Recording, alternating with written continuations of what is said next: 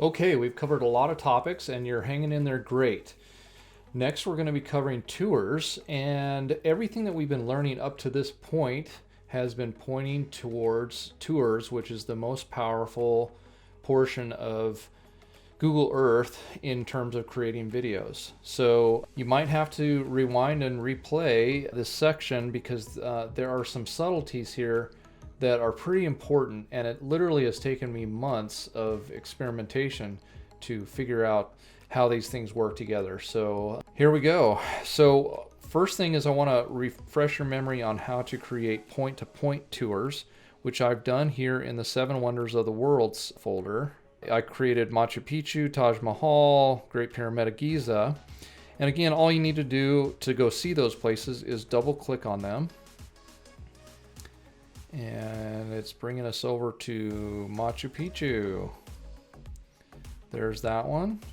Let's double click on Taj Mahal. It'll bounce over there. And there's the Taj Mahal.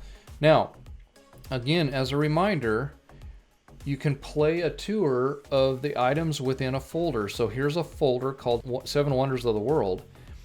And in order to play a tour of what's contained in that folder, all you got to do is come down here to this Play Tour button. And what pops up down here below is the control features for this tour. Now I know it's kind of going kind of quick, and that's because of our preferences. And we'll go ahead and change those to make it a lot easier to watch the tour. So let's go ahead and close this out and go back up to preferences. And as a reminder, under touring, when creating a tour from a folder, let's bounce that up to 10 seconds, time between features. That's why it was flying so fast, as it was only giving itself 2 seconds to move between each feature. And then let's wait at each feature 5 seconds. So let's save that. And again, let's play this tour, 7 Wonders of the World. So it's going to start at Machu Picchu. And it's taking a lot longer to find it. And now it's waiting at it longer, 5 seconds.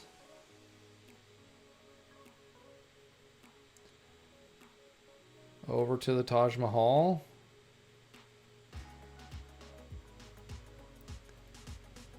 Next it'll go to the Great Pyramid of Giza.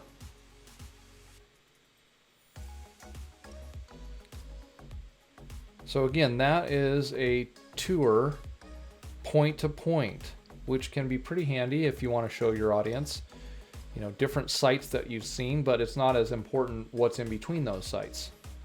So let's go ahead and stop that video, or stop that tour. I shouldn't say that that is not a video, that's a tour. Now, it's important to distinguish between playing a tour, saving a tour, and recording a tour. Now, what I just did is I played a tour. So that tour is saved in this folder, and all we can do is play it. We can play it over and over, but there's nothing we can really do with it unless we record it. Now, we can't record it until we save it. So I will show you in the advanced training the differences between playing a tour, saving a played tour, and recording a tour. Those are 3 very important distinctions we need to understand fully in order to get very effective and appealing Google Earth videos that you see that I've produced. So make sure you tune in to the advanced training to see the difference between those two in further videos. Okay guys, this is what I'm trying to show you what we're really after here. So this is following a tour of not a route, but an actual track. So let's just sit here and watch it for a second. And you'll notice immediately that it's an animated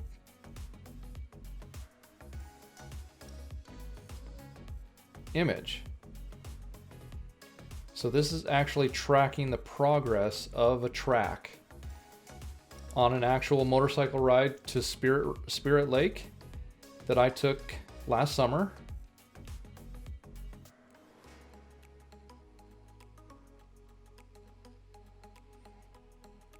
And it's following the actual path that I took. Now, one thing to keep in mind, you'll see that the video is a bit choppy there, or I should say that Google Earth is a bit choppy.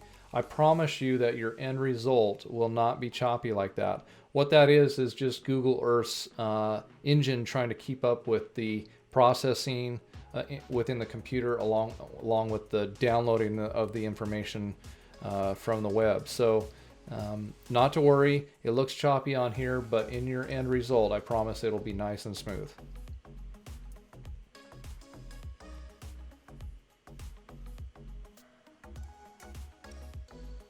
Okay, so that's ultimately what we're after in all of this training, and you know, it may seem like it's quite a bit to take in, but trust me, I've spent months trying to learn this, and I'm going to save you many hours if you take a look at my advanced training.